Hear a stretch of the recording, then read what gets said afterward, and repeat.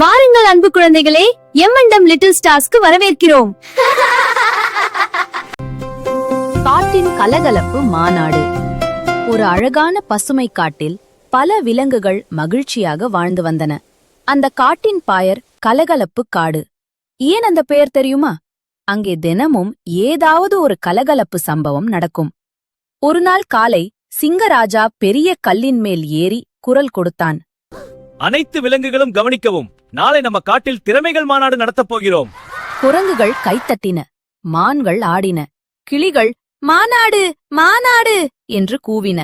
ஆனால் ஒரே ஒரு விலங்கு மட்டும் கவலையில் இருந்தது. அவன் யார் தெரியுமா? குட்டி யானை தும்பி. தும்பி என்ற குட்டி யானை. அவன் நல்ல மனசு கொண்டவன். ஆனால் அவனுக்கு ஒரு பிரச்சனை. ஒவ்வொரு விலங்கையும் ஒப்பிடும்போது ஒருவித ஏக்கத்துடன். குரங்கு மரத்தில் தாவும், மயில் அழகாக ஆடும், கிளி இனிமையாக பாடும், சிங்கம் கம்பீரமாக கர்ஜிக்கும். நான் என்ன செய்வது என்று தும்பி யோசித்தான். என்ன திறமை இருக்கிறது? தும்பி சோகமாக இருந்ததை குரங்கு கண்ணா பார்த்தான். ஏ தும்பி, ஏன் முகம் இப்படி சுருங்கி இருக்கிறது? லெமன் ஜூஸ் குடிச்ச மாதிரி. தும்பி, எனக்கு எந்த திறமையும் இல்லை போல இருக்கு. கண்ணா உடனே ஒரு யோசனை சொன்னான். நீயும் மரத்தில் ஏறிப்பார். தும்பி முயன்றான். மரம் குலுங்கியது. குரங்குகள் ஓடின, கிளிகள் பறந்தன. மரம் மட்டும் சொன்னது, ஐயோ, நான் ராஜினாமா செய்றேன். அனைவரும் சிரித்தார்கள். தும்பி இன்னும் சோகமானான். அந்த நேரத்தில் புத்திசாலி கிளி மீனா பறந்து வந்து சொன்னாள். ஒவ்வொருவருக்கும் தனி திறமை இருக்கும். நீ உன்னை நீயே ஒப்பிடாதே. அதே நேரத்தில் திடீரென காட்டில் ஒரு பெரிய சத்தம் கேட்டது. டூம் டூம் டூம். அனைவரும் பயந்து ஓடினார்கள். பிரச்சனை. காட்டின் அருகிலிருந்த சிறிய குளம் குப்பைகளால் அரைஞ்சு விட்டது. தண்ணீர் வெளியேறாமல் எல்லா விலங்குகளின் குடிநீர் குளம் மாசாகிவிட்டது. சிங்கராஜா கவலையுடன், யாராவது இந்த பெரிய மரக்கட்டைகளை அப்புறப்படுத்த முடியுமா?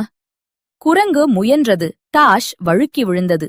மான்கள் இழுத்தன, அசையவே இல்லை. கரடி தள்ளியது, சற்றே நகர்ந்தது. அப்போது தும்பி அமைதியாக முன்வந்தான். நான் முயற்சி பண்ணட்டுமா என்றான். அனைவரும் சற்று சந்தேகமாக பார்த்தனர். தும்பி தனது பெரிய தும்பிக்கையை பயன்படுத்தி மரக்கட்டைகளை எடுத்து அப்புறப்படுத்தினான். பிறகு தண்ணீரை தும்பிக்கையால் தூக்கி குளத்தை சுத்தம் செய்தான். சில நிமிடங்களில் குளம் மீண்டும் சுத்தமாகிவிட்டது. அனைவரும் ஆச்சரியப்பட்டார்கள். குரங்கு கண்ணா, ஏ, மரத்தில் ஏற முடியலன்னா என்ன? நீ மரத்தையே தூக்கிடுற. அனைவரும் கைத்தட்டினர்.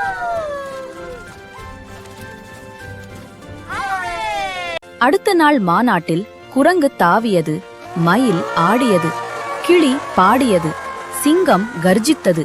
ஆனால் எல்லாரையும் விட அதிக கைத்தட்டல் கிடைத்தது தும்பிக்கே.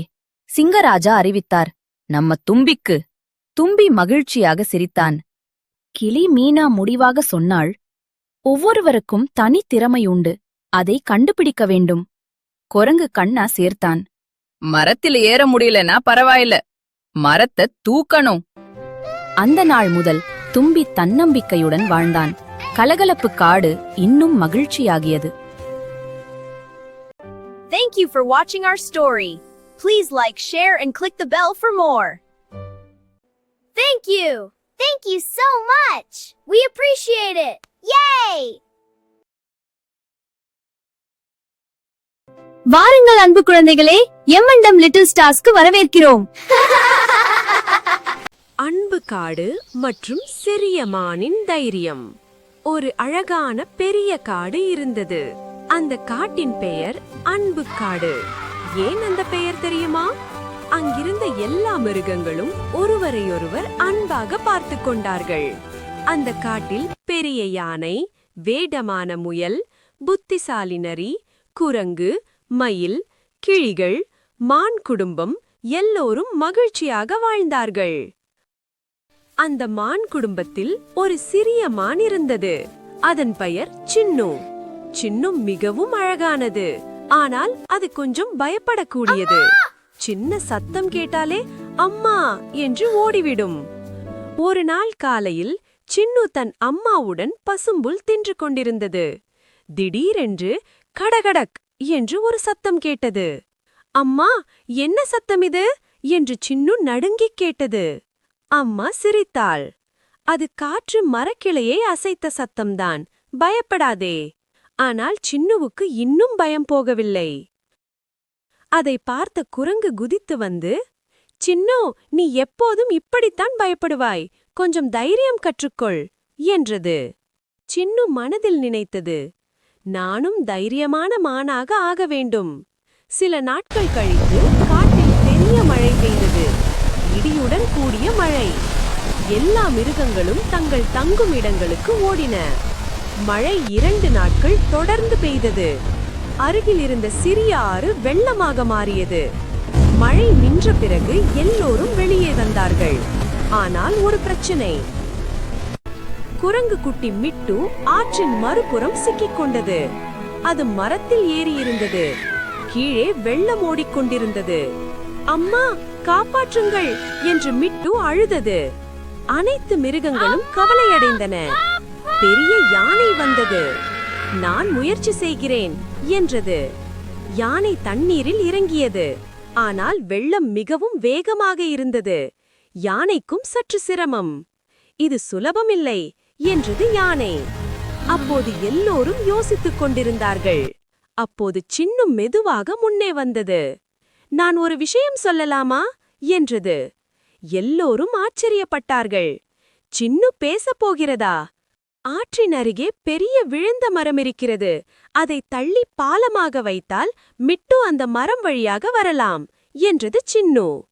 யானை உடனே, அது நல்ல யோசனை என்றது.